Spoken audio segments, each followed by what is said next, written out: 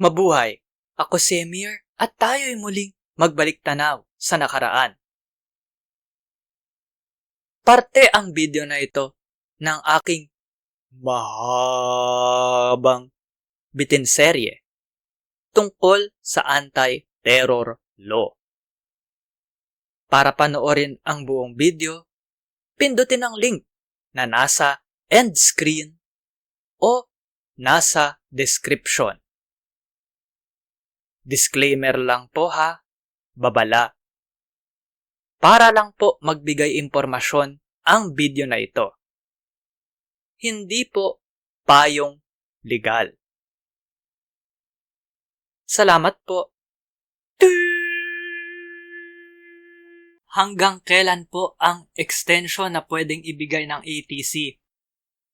14 days sa kalendaryo.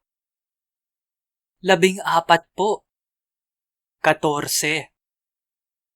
Bibilangin po mula sa sandaling hinuli, kinulong, at nilagay sa kustodiya ang tao.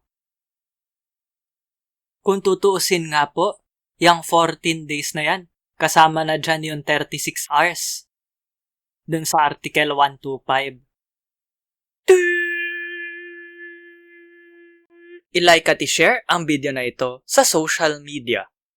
Mag-subscribe at pindutin ang batingaw o bell. Panoorin ang iba pang Emir's Bitin, baliktanaw/inhindsight. Suportahan ang palabas sa Patreon, sa PayPal, o magbigay ng crypto.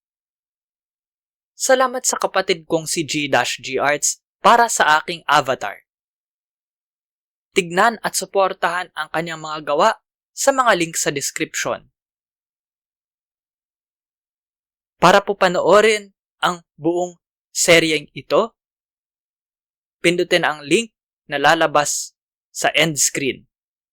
Dapat ngayon na. Maraming salamat po. Hanggang sa muli. At ingat.